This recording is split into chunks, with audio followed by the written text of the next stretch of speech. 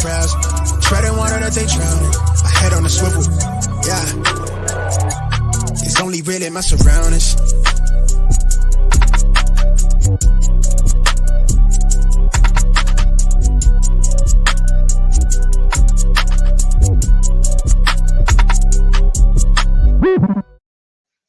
Hello and welcome to episode 103 of the Smash Accept podcast. I'm your host, Michael Royer. You can find me on Twitter at Dynasty_DadFF.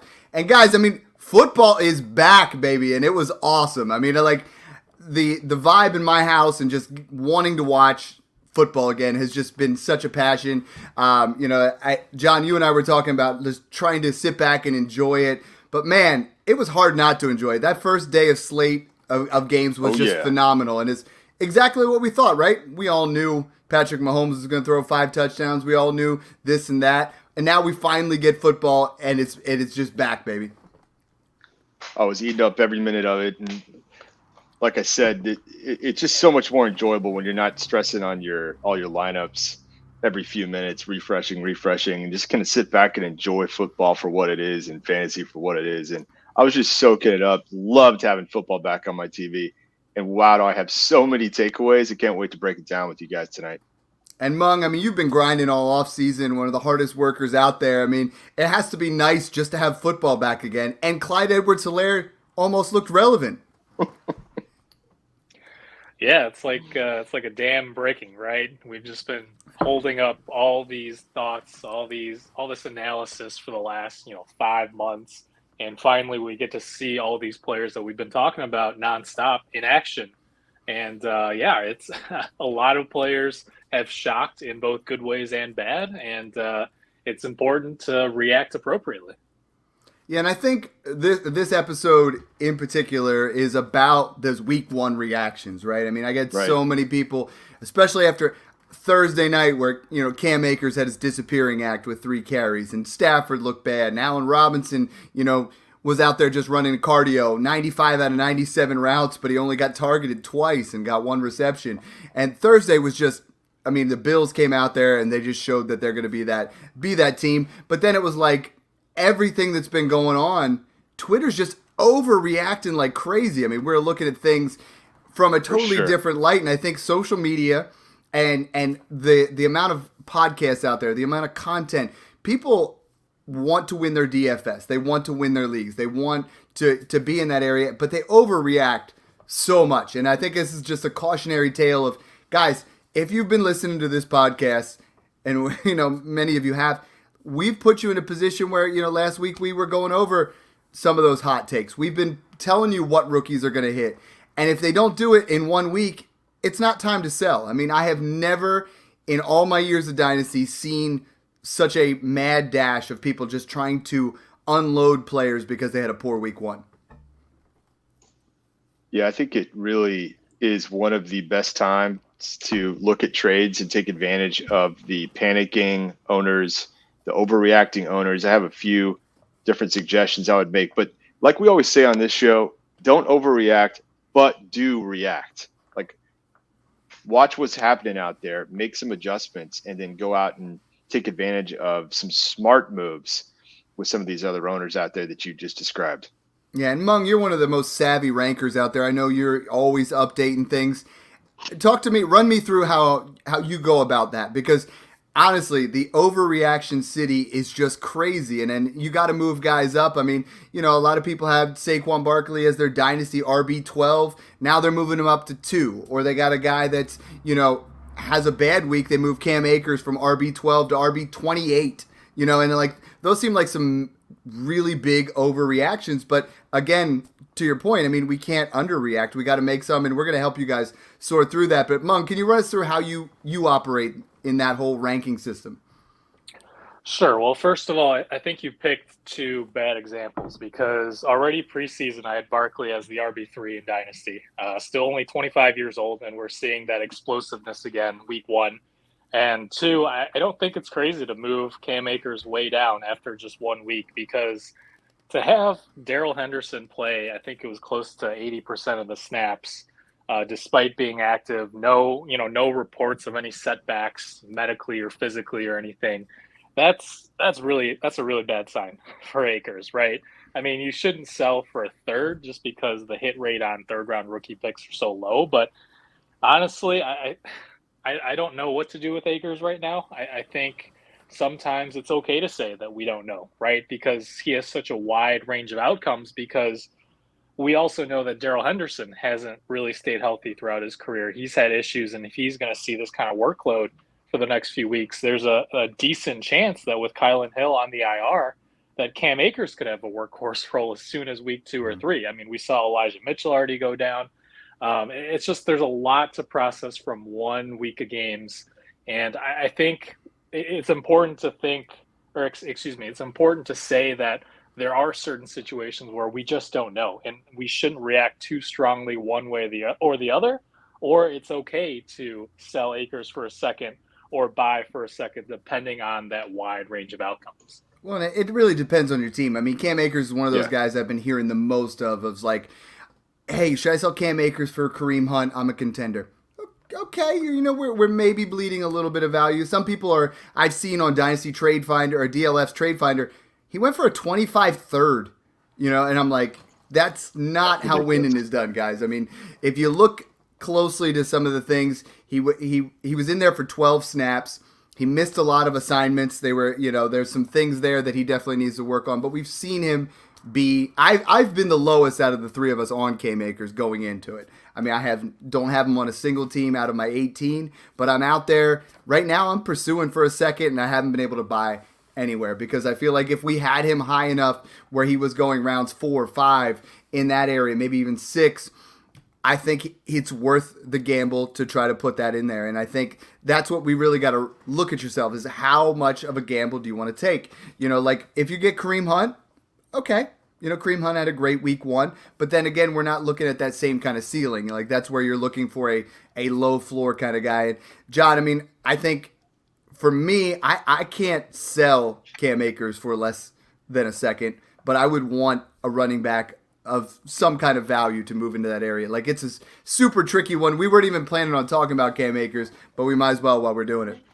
Yeah, the move that I really like right now is trying to take advantage of panicking Cam Akers GMs.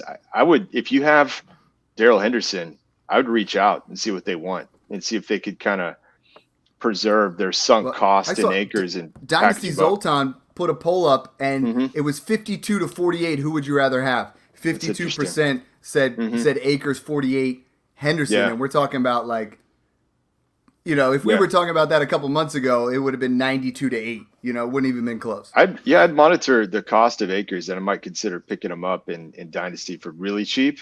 So certainly, if you have him, see if you can't possibly get Henderson. I had him on one team and was able to get. This is redraft, but I got Darrell Henderson to go with him, and so I'm probably okay there.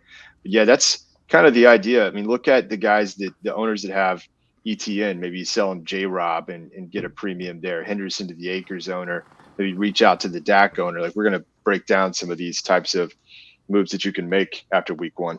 I like it. Let's start first with the biggest news. It's obviously Dak Prescott. You look at Dak Prescott, originally potentially out 8 to 10 weeks. Jerry Jones comes out, says it's going to be 4 to 6, but he leaves Sunday night's loss in the 4th quarter. He's going to undergo surgery on his throwing hand and miss several weeks, no matter how it goes around there. Dallas' schedule doesn't really get much easier. They got the Bengals this week. Week 5, it's the Rams, the Eagles in week 6. And, we have an interesting situation here because a lot of people are fully invested in that Dallas Cowboys. So let's start with Dak Prescott. I mean, right now, I had an offer from Curtis Patrick and FFPC, talked to both of you guys. Unfortunately, missed it because I was at work and didn't get to hit that smash button. But he offered me Dak Prescott even for Justin Fields. I feel like there is a scenario out there where we can move off of Dak Prescott if you're not feeling in a specific way. For you guys, like, who's that player you're trying to move off of? In my opinion, Jalen Hurts, the way he played, has moved above where Dak Prescott is. We have to have Trey Lance has got to be right there in that same area. We have to move Dak back a couple spots in value, but it becomes tricky of like, how do we navigate that? If it's 4 weeks, you might be able to get by. If it's closer to 8, we're talking half the season, and it's a risky type assessment for me in that situation, Monk. Yeah, and I think it's important not to panic with Dak Prescott, but at the same time, I've been a little bit lower on him heading into 2022. I know I had him ranked fairly low in redraft purely because the O-line injuries, right? And now I think Connor McGovern's going to be out for quite some time. I don't remember what exactly his injury was during that Sunday night game, but that's another blow to that offensive line. They traded away Amari Cooper for peanuts. And so really we're seeing a situation where Prescott is struggling to find open receivers, and at the same time he's under constant pressure. And it's not that dissimilar to what we saw from Joe Burrow, except he had at least before T. Higgins got concussed, he had better weapons, and even he struggled. So I think we're seeing a situation where Prescott long term is still going to be fine. But even if he only misses 4 weeks, which I think it's probably going to be more than that, one, is he fully, trusting the fingers? His accuracy decline for the rest of the season as that's healing? And two, is he just going to be constantly under pressure like we saw against Tampa? Now, that obviously that's a really good defense, but in general, I do think that we should lower expectations for Prescott. So maybe he's more of a target for a rebuilding team. Yeah, and I like that. I mean, I put a Twitter poll out there just trying to get an idea. I wanted to find out for Fields. 57% said they still prefer Dak, but if you are, in a situation where you're trying to get both immediate production and some insulation, that's a tough call. You got Dak Prescott versus Russell Wilson. The poll shows 57% prefer Wilson over Dak Prescott, and I feel like that is the kind of move where I might want to move back that way a little bit. Dak Prescott, Trevor Lawrence, 60-40 in the way of Prescott. Dak Prescott to Derek Carr, 79-21. That shows me that maybe I can get Derek Carr in a first for a guy who's panicking, because if you look at a roster right now and they have Dak Prescott as their QB2 and they don't have a QB3, or their QB3 is someone who's extremely weak. Yeah, I feel like we need to target. Now is the time to target that Dak Prescott owner and see what we can get, because they're probably panicking. They're like, yo, I'm a win now team. I got a bunch of aging running backs, and I need to get off Dak Prescott to get someone else here. I mean, I did Dak Prescott for Aaron Rodgers, 85-15, because, Rodgers obviously struggled as well. So if you are in that spot, I would be going out and buying Dak Prescott wherever I possibly can. Obviously price dependent, but you target that guy who owns the Dak Prescott. If you don't have Dak Prescott, if you have Dak Prescott, who are you trying to move on and pick up on the cheap end, John? Because there were some quarterbacks that had pretty good week ones that I feel like are decent options for a filler. Because if it's 4 weeks, you need a filler. If it's 8 weeks, you need backups. Yeah, I'm actually coming back to the episode we did, Dak to the Future. So this is kind of like Dak to the Future Part 2 here, where Marty is actually in the future. And I think that it's a great target for rebuilding teams. And if you own Dak, maybe you target one of these teams that is rebuilding. Maybe it's a punt. Maybe you play on potential points and you sell them on the fact that they can lower their potential points and get a long-term value. Some of the guys I might be looking at, can you possibly buy Joe Burrow low, right? After he just kind of got shellacked. I think that, yeah, he has his own O-line problems, but he's just going to keep airing it out. He's got so many weapons since he's going to put up points. So that might be something you could buy low. You mentioned Aaron Rodgers, Matt Stafford, both had off weeks. I think they're going to both bounce back. If you recall, Aaron Rodgers last year, I had to go look it up, but he was the QB 34 after week 1, 2021. Remember this one versus the Saints? He looked terrible. Went on to be the MVP. I'm not saying he's going to do an MVP, for the third time in a row, but you could get him for pretty cheap, right? I remember there was like week 2, 3, 4, 5, 6. It was hashtag always Aaron. I was like, you got to put him in there, right? But that's a great transition. We can talk about him in a second, but it's like we need to move off. Kirk Cousins had a solid week, so maybe you can get, there's so many different targets Russell of guys Wilson, that had that first week. Let's talk about Aaron Rodgers, because that's one guy that I'm getting questions everywhere. Tryhard Dynasty sent in a question that's at Dynasty Tryhard. The poll was Aaron Rodgers in a 10-team Superflex or Davis Mills and Amari Cooper, and it is literally 50-50. And I think that is something where I think Aaron Rodgers, people are hitting that absolute panic button. He's always found a way to get it done. Obviously, he's lacking Devontae Adams, but we're looking at 2 fantasy points this week, and sometimes it takes him a while to get going, but you almost have to, in my opinion, believe Aaron Rodgers gets it going. I do. I think that what happened here, if you break this down, is he ran into a buzzsaw in Minnesota. And, these Vikings fans, and I love you guys, Skull, but that's their Super Bowl, is taking out the Packers and Rodgers, and they looked good. Like Minnesota, I'm kind of upgrading these guys a little bit. So you got to think about that. And remember, he's down part of his offensive line. He's going to be getting back 2 offensive tackles. Yep. He gets back Lazard. They're going to figure things out, but you got these rookie wide receivers that are still trying to build rapport with him, build chemistry with Rodgers. I mean, I don't think he's going to be quite as good as he was last year. I mean, you got to knock him a little bit after seeing that and without Devontae, but I think he's actually a great buy low. I think, in my opinion, Aaron Rodgers falls into that back-end QB1, into that solid starting QB2 in that area, but it just – man, it was tough. I mean, if Christian Watson pulls down that 75-yard touchdown, it doesn't go right through. It's a different story. Mung, any reactions there to Aaron Rodgers? Because this is one where it's a tough sell. I mean, I have him in a league where he's my QB3 because I have Jalen Hurts and I have, Tom Brady, and the Aaron Rodgers is right there. And I'm like, I'm trying to sell him. No one will give a first all offseason. Couldn't get a first. And it's like, you can't move back too far. And in this particular trade, you're getting Davis Mills and Amari Cooper, which isn't all that exciting either. Yeah, I will say I think that trade is pretty close because I have Amari Cooper ranked not too far behind Rodgers in that late first, early second range, because we have to remember that, yes, he was missing his left tackle and right tackle. Allen Lazard as well. Certainly looks better if Watson holds on to that touchdown. But at the same time, Rodgers is going to be 39 years old in like a month or two.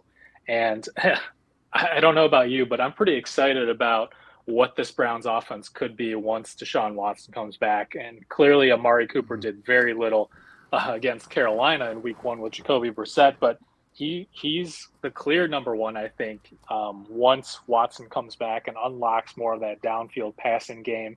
I know DPJ looked really good in week 1, but I still think Cooper is the guy. And so it really depends, right? I don't think that you should be trying to sell Rodgers after this week because obviously no one's going to be willing to give up a whole lot. So I would just hope for a good stretch. I mean, he gets the Bears this week, so I think that'll be a big bounce-back game for him. And try to sell for a 2023 first after that. He owns the Bears. Yeah, I was going to say. John, you brought up a great point about Dak Prescott, and I know we're all trying to vibe, and there's a lot of things going on. But it's like, if you are in a potential points possible for that 101, and you have, and I you guys know I did it in Smash 1, I traded Trevor Lawrence for Deshaun Watson. Yeah. Because as soon as Deshaun Watson comes back, he's back in that top 5 to 6 tier. Dak Prescott is the same way. As soon as he comes back, he will be a top 10 dynasty quarterback. So if you can buy him for anyone in that tier slightly there below, it's an instant addition to it. So like when I was trying to do it with Fields, they're about a first apart in value. As soon as Dak comes back, it's all negated, and you go in that way. So you got to try to capitalize off of that. I love that point. I just wanted to come back to that quick. The next question we have is, this is one where Breece Hall and Michael Carter. So I saw so many different options going out there where people are trying to abandon ship on Breece Hall already. I'm seeing people going out and overpaying for Michael Carter. There's people that it blows my mind. One of the guys in Smash Accept, in the Patreon, said that he was able, from Michael Carter, he was able to get Kadarius Toney, who I know he only played limited snaps, but looked electric on the field. This Jets backfield situation is, to me, very reminiscent of what Jonathan Taylor was his rookie year. You look at Jonathan Taylor's first 5-6 weeks, we were in this situation where we're like, okay, he's putting up 15, 16 in that range. And then what happened? The final 8 weeks, he was the RB1. Breece Hall has the same athletic profile, the same, production profile. Please do not sell Breece Hall after 1 week because Michael Carter dominated the touches. I think we're Michael Carter is a definite sell.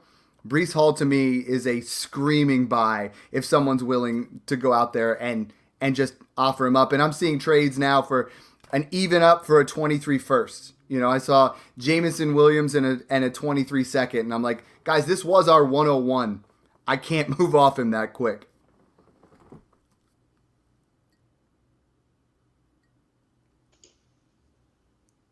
What do you got, Bun? No, I was going to say, I think the talent is there, but, we envisioned this committee situation with the Jets, right? With LaFleur, who comes from the Shanahan tree, who is used to using a committee. And we know that Michael Carter was efficient in his own right as a rookie last season. So I do think it's going to be a split going forward. And that's part of the reason I had Drake London and Jameson Williams ranked ahead of Hall in my rookie rankings, because I think both of those guys have superstar potential at the wide receiver position versus Hall, who I do think is going to need a Carter injury to really shine in fantasy. And at the same time, we're seeing that the Jets offensive line is really still struggling a lot. So I just don't see a whole lot of touchdowns outside of those ones where he can break it in open space for Hall on this Jets offense. And in general, I think we should manage our expectations for him. And that doesn't mean that we should sell him low, but if you can get, a top pick, a top 2023 first, I'd much rather have that than Hall. Yeah, I'm kind of more, if your think the first is more in the mid range to late, then yeah, I would definitely prefer Breece Hall over a mid to late 23 first. Anything after those first 6 picks, but I'm kind of with you, Dad. I'm definitely buying Breece Hall and selling Michael Carter, and I have to give some credit here to one of our favorite guys in the Patreon, Vince V Pizzle. He managed to get Devonta Smith from Michael Carter today. Nice. Love that. Like, that's an example of like exactly how you take advantage of this stuff in week 1. But I'm kind of with Mung. Look, this year you're gonna have to it's gonna take some patience. But what rookie running backs don't require a little bit of patience? I love the mid to long term value of Breece Hall. Eventually, that Jets offense is going to come together, but he might be a buy low for the next few weeks. Say, I'm excited with the fact that he did what we wanted him to do. He had 6 receptions, for 38 yards in there, so we know he's a guy that can catch passes. Carter was out there, with 10 carries for 60 yards. It was a negative game script in there, but as soon as he gets the opportunity, he is going to take over this backfield, in my opinion. And I feel like he's one of those guys, if Carter goes down, that value is I think he's a back end RB1 who's going to, win you some leagues. So if you can go out there and you can get him on the cheap, if you can get him for a 23 first, that's in that mid or later range, absolutely. If you can go and cascade back off of a guy like Najee Harris, and I think and pick up something on top there, you get that insulation in there, and Najee Harris is a little bit banged up. So I think the sky is the limit for him. I'm really excited about that. Sticking in the backfield situations, FF Jerk, we put this out there. Who do you guys want to hear about? He was and that's at Polyocean. I got to hear about Stevenson, Harris, and Mac Jones. He goes, New England just looked rough. What are we doing with that New England situation? And are we trusting anybody going into this particular week, Mung? A little bit more with Ty Montgomery on IR. He was seeing a lot of that passing down usage that I think we'll see an uptick for Stevenson. But at the same time, I was fading both New England running backs in my redraft rankings because we heard that Montgomery was getting that receiving usage, and also because we heard that Matt Patricia is calling plays. We've seen what a Joe Judge offense looks like. We don't know what exactly his role is, but he's still involved there. And Matt Patricia was the defensive coordinator for New England before his head coaching job, which he, burned out and just flamed out within a couple of years. So this does not really give me much confidence. And they went out and traded for Devontae Parker, not exactly a true number 1, but they seem to want to use him as one. And I think, this is part of the reason I think Mac Jones was overhyped coming out of the preseason because of his rookie production. when in reality, I had him ranked outside of my top 20 fantasy quarterbacks in redraft. And this whole offense just looks really rough right now. Part of it is O-line issues, and we know that is very difficult to fix. And I think really if you can avoid these New England running backs, hopefully, you were able to sell on the hype for like an early second or even a 2023 first when the Ramondre Stevenson hype train was in, full steam in August. But I guess you're holding now, right? Because no one's paying up for these guys after that week 1 stinker. Well, and I think you actually you can't right now. I mean, you have to hold on to that. John, you've been big on Stevenson. I've been big on Stevenson. It didn't quite pan out week 1, but how are you breaking down this entire situation? I'm really for this year kind of off New England as well. But I do like Stevenson in Dynasty. I think next year he's going to be the man, and I think that Belichick and his staff will figure things out on offense. Mac Jones, I did feel like was a sell. I sold him in the leagues I had him. I do think he's like a low QB2 right now. So I think that those are more mid to long-term plays that will take some patience. So there's still value there in Dynasty, but just don't know these guys are really going to help you that much this year. I think Damian Harris and Ramondre will cancel each other out. They'll have some good weeks though, right? And I think that the Patriots will try to establish the run and play D. But I'm kind of with Mung. I'm really concerned about relying on anyone on the Patriots for the foreseeable future. I'm on this train where I'm going back and I'm buying Ramondre Stevenson. I mean, you brought up Ty Montgomery. Okay. Ty Montgomery's on IR now. He went with an ankle injury and he's out of there. And they use that rotation, but it's like Ramondre Stevenson, in my opinion, has more juice. Damian Harrison was an RB2 last year. Stevenson has that in there. Like I don't want to give up on either of these guys because I'm seeing Damian Harris as a toss-in kind of guy in a lot of trades. Mac Jones, I want to believe in the prospect. There was a lot of debate in the Patreon, Mac Jones versus, Trevor Lawrence, and a lot of people buying in on Mac Jones. But it looks like it's a wait-and-see situation there. In New England, some struggling rookie quarterbacks, not rookie, but, his second year. Mung, in the same token, and obviously the weather conditions were abysmal. I mean, it was a monsoon. But I have a lot of people reaching out and saying, hey, what should I expect from Trey Lance and Justin Fields after that first game? And, you could take it with a grain of salt. It has created a buy window for either of the players because of that rain situation and what was going on there, in Chicago.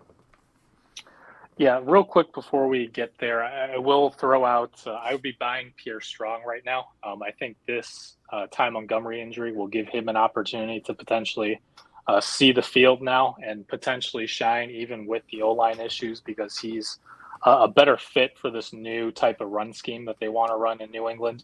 So I'll just say that. And then as far as the Bears 49ers game goes, how much time do we have? What time is it right now? Let me clock myself. I'll try to keep this as brief as possible because it just baffles me that people are basing good and bad off of this one game where, I live in Chicago. I woke up and the rain was just pounding on the windows. It died down a little bit close to noon, but then it started back up. And I just don't know that you can tell that much from this game in terms of true quarterback analysis. From a fantasy standpoint, I'm not sure why people are disappointed about Trey Lance, who got 13 carries for 54 rushing yards. Neither quarterback passed for more than 200 yards. I think Lance had like 160 and Fields just 120. So I don't really understand, the overreactions to this one with the weather. For me, I think that this is going to be kind of a Rorschach test, right? If you were out on Lance before, you're way more out on him now. And if you're in on Lance like I was, this isn't like a huge reason to panic because of the weather. And at the same time, I think this Elijah Mitchell injury is going to open up two possibilities. One, I think we might see even more design runs for Lance when they're going to another running back that they may not trust quite as much as Mitchell. And two, I think this opens up the possibility that the Niners might open up the offense more. And they were really conservative, partially probably because Lance's first regular season start, also due to the weather, a lot of vanilla run schemes. We didn't really see any of those razzle-dazzle plays that Shanahan likes to throw in there because the conditions just didn't really allow for those big plays downfield, right? So you can't really scheme up those things. And so in general, I would say that this is neither good or bad for Lance or Fields. I haven't really moved them up or down in my rankings. They're both still strong rushing prospects with passing upside. John, there's two guys in that game that really stuck out to me, and you can go into Lance, but we'd be remiss if we don't talk about the guys that all offseason I've been saying, get Khalil Herbert thrown into your trades and Jeff Wilson. And both of those guys, I mean, Khalil Herbert sprouted into a fantastic backup last year, but now he gets some play in there. He ends up putting 11 fantasy points up, and Jeff Wilson now goes from that guy that was potentially out there on your waiver, or a guy to get thrown in, to a potential starter there in San Francisco now. Yeah, I think Jeff Wilson is a nice buy for redraft, and Khalil Herbert a nice buy for dynasty. Jeff Wilson might be the best waiver wire move for the week. I think we're looking at him over the next 7-8 weeks as the potential starter, and in a run-heavy scheme. I'd view him as like a back-end RB2 flex type play. But if you need an RB2 or RB3, great pickup. Here's the thing, though. I would kind of temper expectations a bit on Jeff Wilson because I think it's really going to be Debo. Debo is going to be a wide back again. We already saw it in week one, and he had the rushing touchdown, and they like using him. I think they actually trust him in the backfield to make plays, perhaps even more than Jeff Wilson. The reality is they're both going to get used. Just keep that in mind, that it may end up being kind of a combination of Debo, Jeff Wilson, and maybe – who knows? It's Mason or someone else that Shanahan wants to mix in there. So that's an interesting one, right? But with Herbert, I think that's pretty interesting. He actually got the goal line work over full Monty in that game, and he actually looked pretty good at times. So that's something I'm monitoring. But if Montgomery's going to move on, maybe they actually will trust Khalil Herbert, and he could be their top running back this time next year. And I'm getting people messaging me, should I trade a 23-second for Jeff Wilson? If you haven't listened to our pod for the last couple of months, no. You should not trade a 23-second. We did an entire pod on 23-2s. Don't throw all that out the window. Don't throw all that work that you've been putting in there just to kind of grab a guy that, we don't know what kind of situation. John, we did the hot takes last week. Super fun episode. If you guys haven't listened to it, we nailed it with a couple guys, and we're not trying to do a week one, victory lap. Victory lap. Yeah. I said DeAndre Swift, top 6 this year. You said Saquon. Both of them looked phenomenal. But the pick that I want to talk about is you said, you went a little bit hot. Jameis Winston, being in that area. And the first half didn't look good. But Jameis Winston finished as a top 12 quarterback in week 1. And, he was able to sustain. Jarvis Landry had over 100 yards receiving. Michael Thomas had 2 touchdowns. And these are the guys that were forgot about completely. And now we have so many questions of, what do I do with Michael Thomas? Can I trust Jameis Winston? Is Jarvis Landry a guy who I can put in my second or third flex spot? That's a lot of questions thrown right at you. Hit it. Yeah, I think that, look, like we said, I mean, I was kind of calling it, maybe it was a hot take, but I said he could finish as a back-end QB1, and he did in week 1.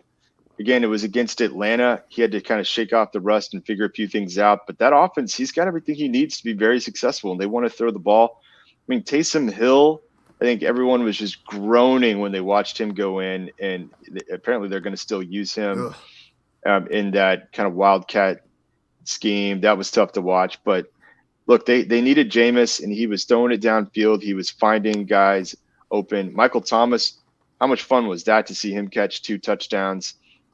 He's probably one of the biggest stock beneficiaries from week 1. Major stock boost for him. I think Olave looked pretty good at times. Yeah. My suggestion is if you can get any 23 first, even if you got to throw a third in there, you do it. But I'm okay with paying a 24 first if you feel like you are, and I've actually kicked that offer out there. It's like a 24 first for Michael Thomas, and maybe you get a little bit of juice back. I agree. But I was like, if he's out there and he looks like this, I think we could see a back end wide receiver 1 again with some serious upside. Mung, on the Atlanta side, I mean, Marcus Mariota had the legs. He put up, a decent QB2 week. Cordarrelle Patterson, we all wrote him off. He was in there, and, he put up an RB2 week. And then your boy Drake London goes out, 5 for 72, and Kyle Pitts struggled. I mean, what are we overreacting on this side? What are we underreacting? Does it feel like the right kind of play? Because I didn't expect Atlanta to be in the game, but the offense, they clicked. They were able to put up, 26 points and be in the game. Yeah, well, real quick, we can't talk about Michael Thomas and not talk about Jarvis Landry's 7 for 114, right? I mean, he looked really good, and we saw him really being used out of the slot and just closer to the line of scrimmage in Cleveland when they were more of a run-heavy offense. But I think Landry might be a quiet buy low. You can probably still get him for like a mid-late second. I don't think too many people are excited about Landry right now. So wanted to touch on that. But, yeah, I think Kyle Pitts will be fine. And Drake London already looks good. True alpha. That's one of the reasons I had him as my 1.01 in my rookie rankings for one quarterback and for Superflex. And, in general, the offense is going to run through those two guys, right? I will say beyond them, I would consider selling high on Cordarrelle Patterson because despite his big day, we saw him decline as the season progressed last year. And at the same time, we saw Damian Williams take most of the snaps on the first drive before he got hurt. So depending on his injury and depending on who else they want to rotate in, we might not see Patterson be quite the workhorse that he was in week 1. John, the guy that I'm going to get bashed for it, so fine. Let's let it happen. But Thomas O'Brien put it out there. He said trading 323 firsts, all of them considered maybe mid to late for Kyle Pitts in a 12-team Superflex. And I advise on that. Absolutely not. Like, Kyle Pitts is a late first in Superflex startups. 323 first with how much work that you've put in and looked into this 23 class. I have seen 2 trades, this one, and then I saw a trade, Travis Kelce and 223 first for Kyle Pitts. And I don't know if we get to see Kyle Pitts in that, capacity this year. I don't see the value going up much more than where it is right now. And I feel like throwing out there 323 first in a loaded class like this just feels like a real potential of losing some money. Yeah, again, we kind of have to condition ourselves like these 23 firsts are worth more than historical firsts have been. Full stop, right? And so I'm definitely taking 323 firsts over Pitts right now. And cashing in on the value where it's at. I'm not too concerned about Pitts overall. I think he's going to be fine. I think they got to figure things out there with Mariota. We may see Ritter later in the season. But, yeah, absolutely with you on this. I would take the 323 first, especially if we think some of those are early. That's really good return on Pitts for sure. Yeah, and I was telling people that in the offseason in 2021, I'd trade 321 firsts for Kyle Pitts. I won't trade 323 or 22s. I'm not trading 23 firsts for Kyle Pitts in that area. If you can scale back and do it, but it just everyone keeps wanting to buy him, and I feel like he's priced himself out of the market. You just can't do it. Moving over to the Bengals Steelers game, T. Higgins gets banged up. Joe Burrow out there throwing picks. They end up banging, coming back there and Jamar Chase is that guy. But I think the biggest concern for me is Najee Harris and Joe Burrow here. Joe Burrow is going to struggle to stay upright. The offensive line is still a big-time struggle. He's going to put up big fantasy points, I feel like, in some of these situations, but that offensive line is going to struggle. And Najee Harris, as many shares as I have, he's banged up now. It looks like he avoided the high ankle sprain, but ankle sprains can be a nagging injury throughout the entire season, until they get to those bye weeks. I was out there with my Najee Harris shares trying to trade back for DeAndre Swift, trying to trade for Breece Hall plus. Trying to add, I offered Bateman and Najee Harris for Jonathan Taylor. I'm trying to just potentially, ankle injuries worry me. And I feel like this is a situation here with Najee Harris where this could slow him down for multiple weeks. Yeah, I'm with you on both of those takes. I think we kind of have to knock Najee down a little bit, especially if he's trying to play at less than 100%. And I think the Pittsburgh O line is perhaps just as bad as the Cincy O line. I mean, that game was ugly. Perhaps because of that, you had two offensive lines that are really struggling and just didn't have protection to let plays open up. So a little bit concerned for Burrow. But at the end of the day, man, they just kept firing. That was an absolute wild game. We were joking that the Buffalo Wild Wings commercials were kicking in, and they somehow kept that game going. Missed kicks, crazy plays. But yeah, I'm still going to be patient with really everyone on both those offenses. One guy that I was really happy to see look really good was Muth. Our boy Pat Freiermuth led all tight ends in target share in Pittsburgh and had a number of catches, and they were actually looking at him in the red zone too. Deontay looked good too. Still had his 30% plus target share.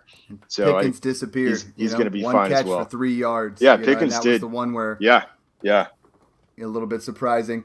We got to kind of go a little bit more rapid fire here. Eagles-Lions game, I absolutely loved it. You guys know it. I would have loved to see a few more rushing touchdowns for Jalen Hurts instead of 4 different guys getting those carries. But among the biggest takeaway from that game for me is A.J. Brown is finally the alpha of a team that's finally, like, the chemistry between Jalen Hurts and A.J. Brown was mind-blowing. Like, Devonta Smith was absent, not a single catch, and A.J. Brown just looked the part of what we had anticipated the year before, and he looked like right where he needed to be. And that chemistry between him and Jalen Hurts, it didn't start out fast, but once it got clicking, I mean, I can see where Jalen Hurts is going to be a top 5 quarterback, and A.J. Brown has the ceiling of a top 5 wide receiver this year. Yeah, I was admittedly a little bit lower than consensus on Brown. I wanted to see what this Eagles offense would look like.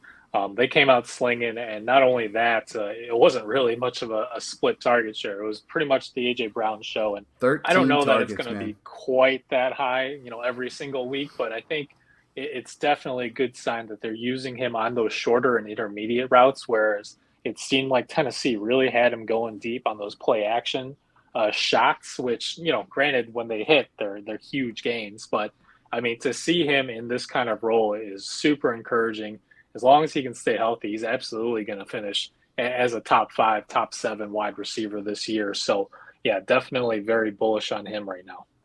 Christian Avila sent in a trade where it's 2024 first or Miles Sanders, John. I mean, if you're out there, Miles Sanders looked fantastic. He finally got in the end zone again. I feel like it's a difficult situation because Kenny Gainwell got his touchdown and some yards in there, and Boston Scott got his touchdown, and it might be a committee kind of thing. Yeah. Are you giving up? What's the most that you would pay for Miles Sanders? And to answer Christian's question, would that be a 24 first? Believe it or not, I would actually not pay much more than a second for Miles Sanders, maybe a second and a third or 2 seconds max if I really had to have him. I think it's a committee. I mean, we saw Boston Scott score. We saw Kenny Gainwell score. Hurts is going to call his number a lot. I was, happy to see Miles Sanders score for the first time in 2 years. And I do think he'll probably score again. Eagles offense looked good. It was against Detroit. But look, I really would be cautious for overpaying with Sanders on a 1 week sample size. That's my concern. I think my biggest takeaway from that game also is go buy the Slim Reaper. I mean, 0 catches and 0 yards, but Devonta Smith is just so cheap now. Just buy him, yeah. He was 900 plus yards. I'm seeing people selling him for late seconds. I'm seeing people, like you said, V. Pizzle got him from Michael Carter. I feel like you go out there and kick the tires. And Amon-Ra St. Brown, as much as there's been trash talk on him, and when Jameson Williams gets on the field, it might be different, but he was still that alpha guy. 8 catches, 64 yards, and a touchdown on 12 targets. Another great game. I mean, I think the hate on Amon-Ra St. Brown is he's going to get volume. He gets open, and I thought Jared Goff played really well down the stretch. So they're going to be in a lot of negative game scripts. It looked like he's that guy that they're going to go there. Think about the day that... would you rather have Amon-Ra St. Brown or Devontae Smith right now? Amon-Ra St. Brown. I was like, they're neck and neck in the draft process, but given what's going on, I would take Amon-Ra St. Brown, but it's not a lot of a difference for me. I don't disagree. And then, follow up, would you pay a 2023 first for either of those guys? No, I wouldn't in the offseason before the week started, and I certainly wouldn't now. I would pay a 24 first for either of them, and I feel like that's just we keep talking that way. That's what's going to happen. I would pay 2 seconds for Amon-Ra St. Brown. I would probably pay a 23 second plus for Devonta Smith as well. And I think that's that tricky thing we're going to try to navigate all year, right? Is like, they're not worth a 23 first. Let's get creative on how we're going to get them in that situation. Jamal Williams goes out and just snipes. He gets to his 2 touchdowns, or else DeAndre Swift might have just gone nuclear. And I think you can still buy DeAndre Swift. If you were watching that game, watching him 144 yards on the ground, multiple big-time plays, 50-yard run, I just believe in DeAndre Swift, the talent. I think he is going to be an RB1, maybe top 5 if he stays healthy. And Jamal Williams just came in there and just vultured a couple. But if that didn't happen, he would not be attainable. He is at this point. Ravens, Jets. We talked about the Jets a little bit, but we got to talk about the Ravens. I mean, Devin Duvernay comes out, 2 touchdowns. Lamar Jackson throws for 3. I think we have some interesting things there. I mean, was it luck for Devin Duvernay, or is he going to be someone that's out there? Mark Andrews, there's so many things to dissect from the Baltimore side of it. I don't want to count anything against the Jets because Joe Flacco was that guy. If anything, for me, it's still a buy low on Breece Hall. It's a buy low on Elijah Moore. I think the Jets will be fine when Zach Wilson comes back. Mung, what did you take away from this game, and what are some ways that we can maybe add a little bit of value with making some trades? Yeah, I mean, I think really this is more concerning for Garrett Wilson than anything, right? I mean, we've seen that rookie wide receivers start slow, but they'll eventually get more involved. Yeah, but I just don't know how 59 pass attempts, man. 59. If you don't get involved in that. Yeah. You took the words right out of my mouth, right? In a game where they just needed somebody to step up. I mean, Elijah Moore seems to be the clear number 1 there, but even he struggled to produce. And I don't know that either Flacco or Wilson are going to be the answer for wide receiver production behind this Jets offensive line that's really, really struggling. And they don't really have any outs. It's not like they have someone who's close to returning from injury that's going to instantly bolster this line. And on the Ravens side, I think we have to be a little bit concerned about J.K. Dobbins for the same reason, right? On top of his ACL and LCL recovery, now this offensive line is still struggling a lot. They just lost their left tackle. We still don't know when Ronnie Stanley is going to be back either. I mean, a lot of holes on both of these offensive lines. And I think, if you can still get a 2023 first for Dobbins, I'd gladly take that. They're going to be hungry to have him back, that's for sure. I know, John, you've been big on Dobbins, but I mean, it's Garrett Wilson's another guy who I know you love both of those guys. What are you willing to pay for either, given the situation, and are you scared from what you've seen week 1? Yeah, I think that if you're buying Garrett Wilson, you're not really counting on him for this year. And you could say that for a number of these rookies. I still love the talent. And I think that at some point, hopefully the Jets do figure things out. We need to kind of see what it looks like with Zach Wilson out there before I would panic on Garrett Wilson. So if you have him right now, he's just a hold, and he's maybe not going to gain any value in the near term, but you just got to bet on the talent. And that's exactly what I would still think with J.K. Dobbins. And I don't think that anyone was really, really counting on him for week 1. And we'll have to see when he actually does return, but I still am betting on the talent. What am I willing to pay? Kind of back end of the 23 first, 24 type picks would definitely be worth it in my mind still for either of those guys, depending on your roster construction and what you need there. I would pay the 23 first for Dobbins now, but I mean I can't pay a 23 first for Wilson. For Wilson, yeah, okay. Commanders Jaguars game, and this was surprising. Carson Wentz goes out, throws 4 touchdowns. Like he was at QB1 last year in the right status going there. Antonio Gibson, he goes out and gets 8 targets. We talked about he wasn't going to be super involved. He's been a value. Jahan Dotson goes out, 5 targets, 2 touchdowns. He just balls out. And everyone got involved in there. And it is the Jaguars. I get that. The Jaguars side of the ball, it's like James Robinson dominated the carries, dominated the touches. He got the touchdowns. He was the guy that was involved there. And we kind of thought it was a little bit of the opposite. And then the other guy who I've been kind of slowly just saying, you know what, I'm going to pay a second for him, or I'm going to get him thrown in deals. Christian Kirk goes out. They paid him. You got to chase the bag. 6 catches, 117 yards, no touchdowns, or else we might be saying his value has really skyrocketed. Mung, this isn't a fun game unless you're a fan of either of the two teams here. But I think there's a lot to unpack and try to look into the next couple weeks. Yeah, and I think really this is a good sell high window on Antonio Gibson. Wasn't super efficient on the ground, got a lot of work, but Brian Robinson is expected by mid-season or so. The one silver lining I will say is Gibson's passing down usage. If they actually give him more of that receiving work in McKissick's stead, once Brian Robinson is back, that could actually keep his fantasy value inflated. But that said, I'd still sell for any first. Not that I think most people are going to be paying that. And then also, I think this is a quiet sell high opportunity on Jahan Dotson. Now, I say that because he got the 2 touchdowns, but just 5 targets. That said, I'm not selling just to sell, right? Dotson looked really good. And again, this is another team that could be getting a quarterback upgrade in the near future. So I think if you can get a 2023 first for Dotson, I'm taking that. If not, I'm fine holding. But I don't think you were able to get a first before this game. Yeah, I saw a couple trades with Jahan Dotson in there, and it's the same thing we're talking about is like people trying to get creative. I've seen some 24 firsts, I've seen some 23 seconds plus, and that seems to be that kind of way. Panthers Browns game. DJ Moore, everybody kind of predicted potential breakout coming here, see what happens. Christian McCaffrey, he's finally healthy, and John, neither of them really get it done this week.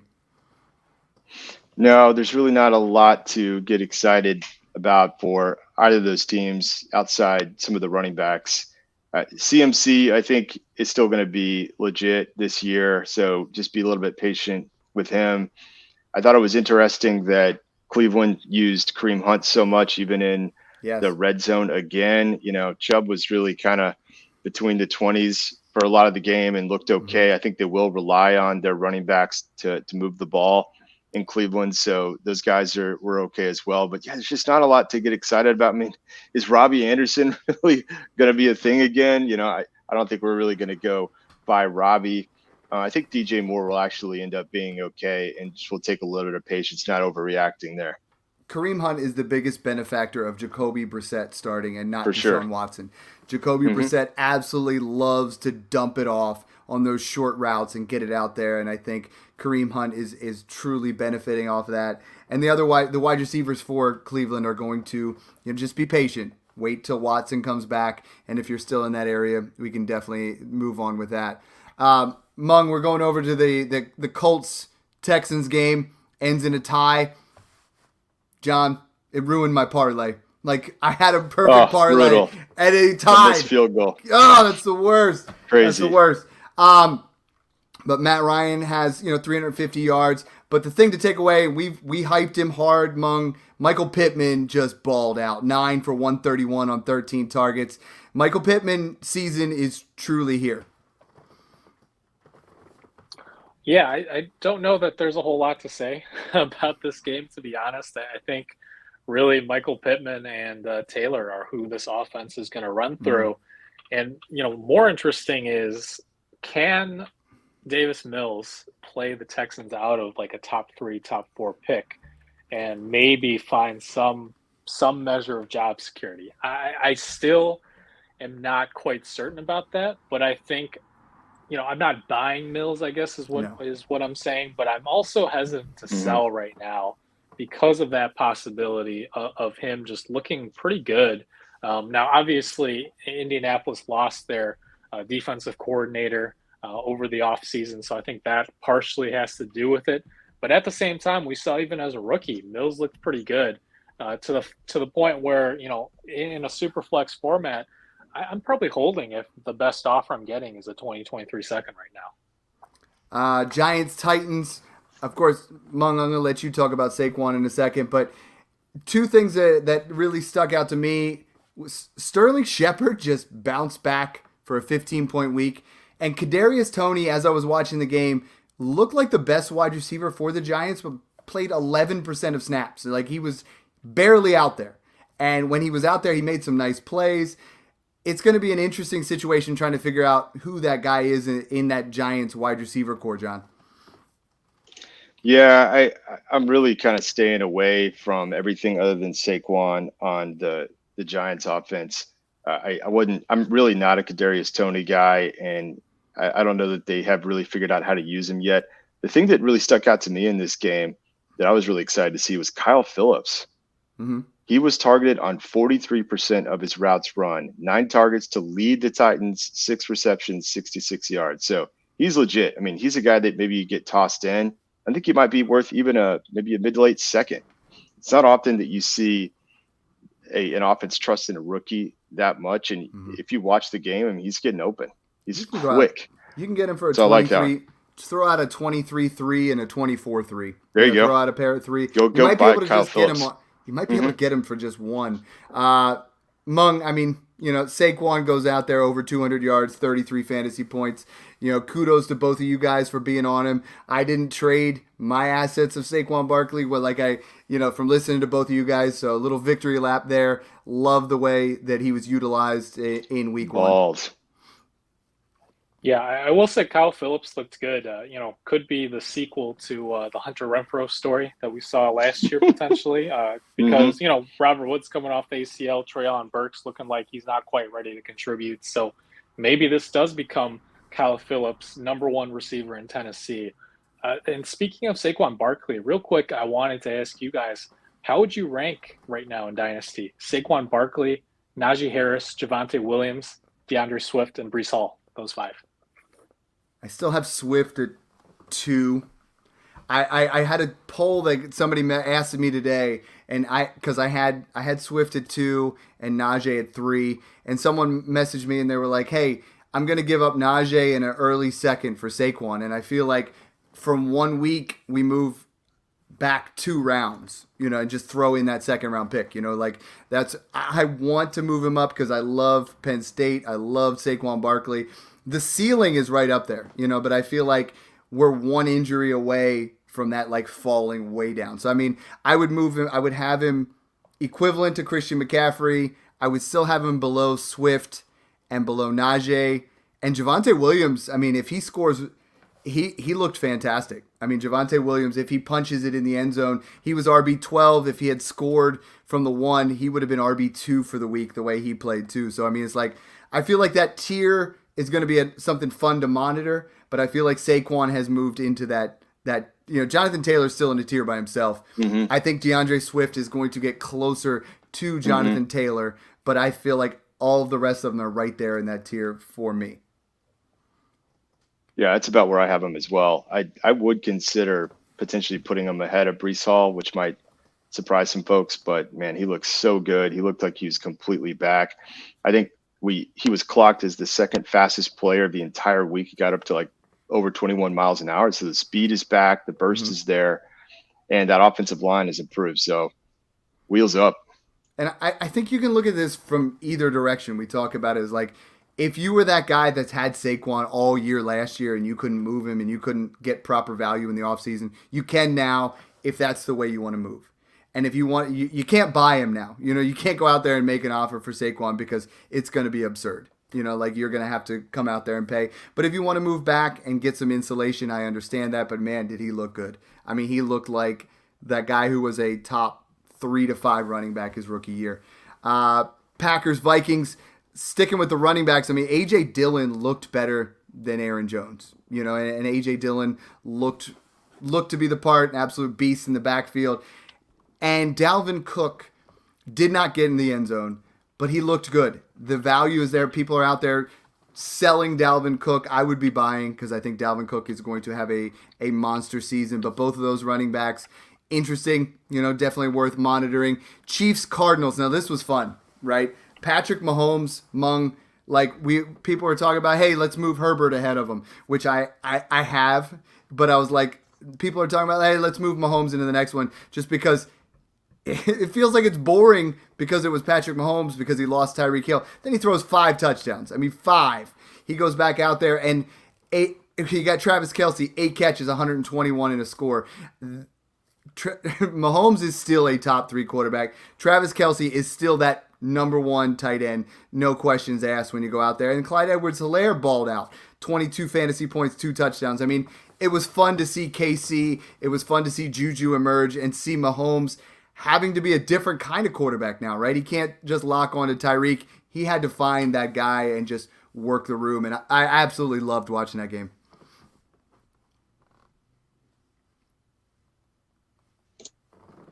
Yeah, that definitely did as well. That was just a fun offense. He proved he could do it without Tyreek. And he had some doubters after kind of how things finished up for him last year. So, I mean, the stock is ticking up for all of these Chiefs. I mean, Travis Kelce was like the clear tight end 1 again.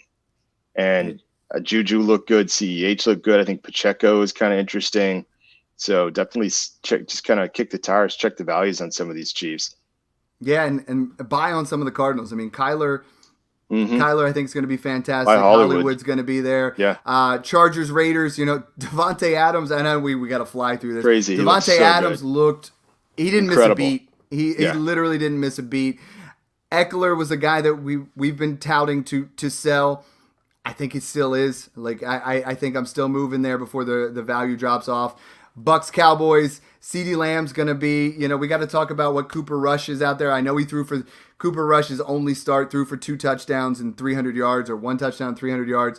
But don't hit the panic button on CeeDee Lamb and undersell. But I feel like we're going to have a little bit of struggles and some lumps and bumps. And, I still can't believe Russell Wilson doesn't go into Seattle. And John, you called it.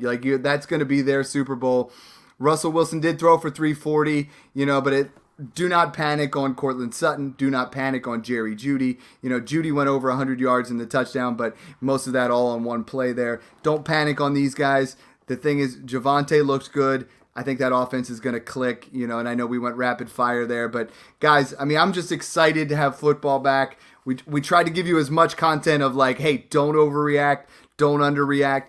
If you have these right now, my DMs are insane. People are like, what do I do with this trade? What do I do? Keep hitting us up. #SmashAccept. Tag John, tag Mung, tag myself, Adam, Josh, Ian, any of those guys. Tag them and let's start getting some talk out there.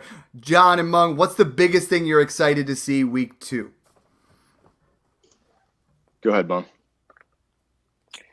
I think we're going to get to see Trey Lance not in a monsoon. So for better or worse, we're going to see, what he can do in the Shanahan offense. Maybe we'll get George Kittle back. I just really want to see him play against the Seahawks, which it might be more of a game than we thought after they knocked out Denver in week 1. So I'm just excited to watch a lot more football.